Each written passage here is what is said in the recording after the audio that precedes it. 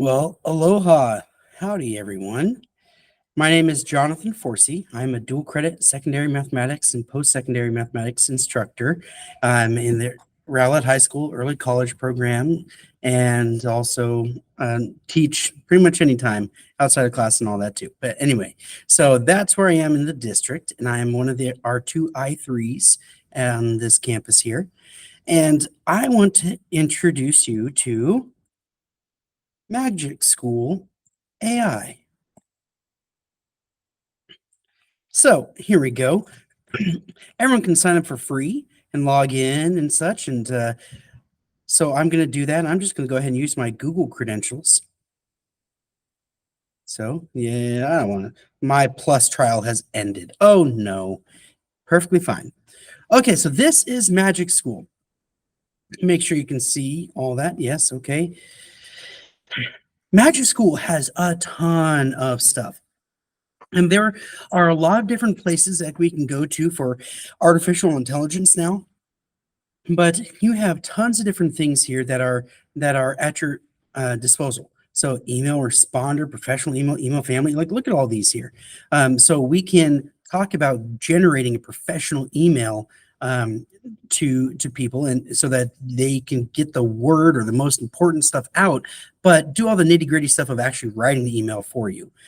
With all AI, I highly recommend that you do not take it and leave it and just trust it. You need to go over it and put your personal touch on it. But as you can see, just from my scrolling here, there are tons of choices. Tons and tons and tons and tons and tons. And oh my goodness.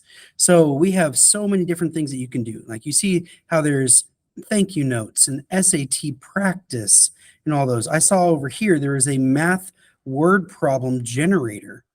Oh, project-based learning. Um, Text translator, sure. Math story word problems, there it is. And that sort of stuff. There's so many things that you can do.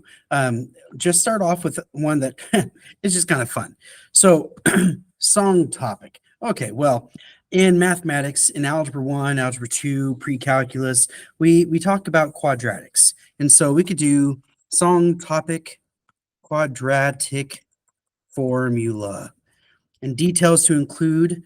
So x equals negative b plus or minus the square root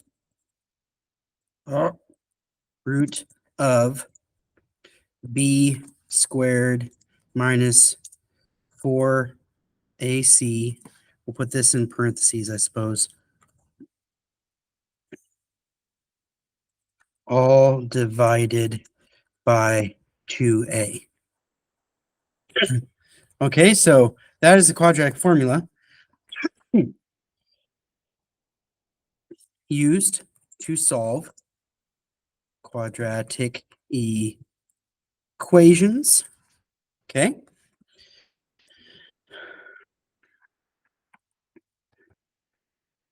Gives 0, 1, or 2 solutions. And I don't know, maybe we'll come up with some others later, but that's fine. Oh, look at that. Yeah, Taylor Swift is pretty popular. So let's do Taylor Swift Love Story. My daughter loves that song. So I'll be your prince and you'll be my princess. Yeah. Thank you. Okay, generate. Let's see what we got. That was fast. Okay, so we can now adjust this and change. How can teachers make the quadratic formula engaging for students? Well, here we've got a song. Are there any active activities to help? Well, these are nice suggestions. Okay, let's look at the song though. We were both young when I first learned about a formula that makes my heart yearn. This is nice.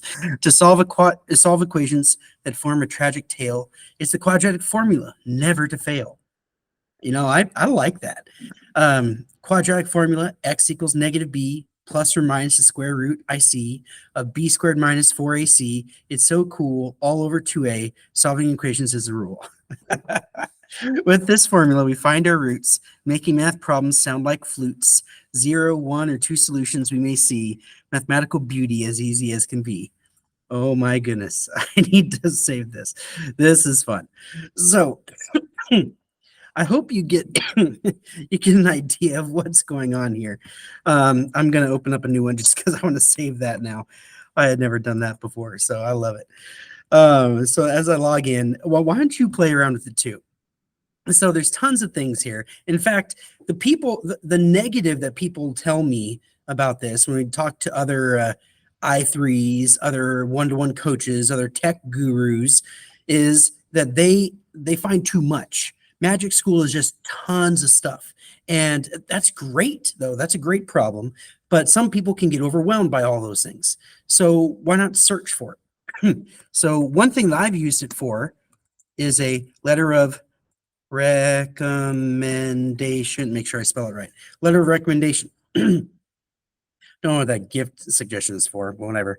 So clicking on letter of recommendation, excuse me, I'm sorry. You can see these things that we have here, such as what institution, or maybe I just say college admissions, university college of admissions. Okay. Relationship to student, I was their instructor. Okay. And whatever, maybe it looks like I've done this before with a lady. So I have she here. And important details to include. Now, something that we like to do, and I like to do, is ask the student for more details and ask them for a brag sheet and basically their resume and such. And so if they give this to me in Word or Google Doc form, I can highlight everything, copy it, and just paste it into here. So that tells me what they're involved in, the amount of service hours they've done for community service, what AP courses, what their GPA is. So AP/DC courses, GPA, and then you have activities involved. I can't spell involved in community service hours, certificates earned, taken, GPA, class rank, intended major, club, participated in, and everything. You know how it is. As veteran teachers, you know what it's like. As newbie teachers, you know what it's like needing one of these, and so what you should be giving. So obviously, all this stuff would have been specific in their brag sheet and how you knew them and things like that. These would probably be stuff that you may not have known. Jobs worked while in school, sports played, okay, just like that, all that stuff. So it would not be generic like I'm doing. So I don't know how horrible this is going to turn out because all I have is generic stuff here. But when you put a student's brag sheet in there, it comes out with a nice long letter of recommendation. In fact, as you can see here, this was very long. It might even be too long. It might be more than a page in length. If you copy and paste this into your normal Google Doc or Word doc form so that you can create your letter of recommendation, it may spill over and you'll have to take some things out. But you could see, like, throughout her time in my advanced placement and dual credit courses, but student name, so change the student name, has consistently demonstrated strong work ethic and a deep intellectual curiosity. Like, man, I didn't put anything, and they're putting this in here. That's nice. Challenging courses such as AP Calculus and DC Biology. Now I was just making up stuff. So that's a caution for you, right? While this is amazing, this gives me tons of stuff to work with. I need to go over and I need to proofread it. Please do not just send this to a university on behalf of a student without looking at it. And with all the ways that we can check for AI written plagiarized type essays, letters of recommendation will fall into that too.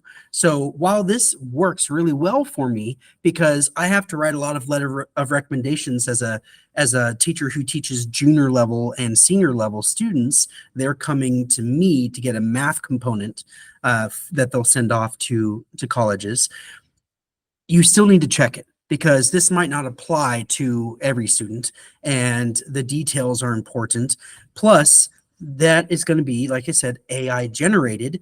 So we have an issue of, is this legitimate or not? Will this hurt the student instead of helping them?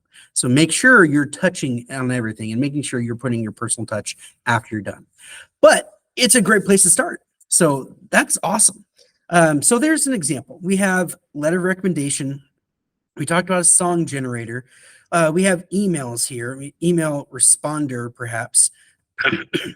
So your name, what you're responding to, copy and paste the email from the parent there, and then what you want to communicate in response. So maybe you're looking for something and you want it to be worded in a professional manner. So it's not something where like your student comes late or is absent every single day for the last 3 weeks and therefore missed a test and so is now failing the class because of the zero put in for the test. And the parent comes out to you and is complaining to you about how you have failed their student and what are you going to do to make it better.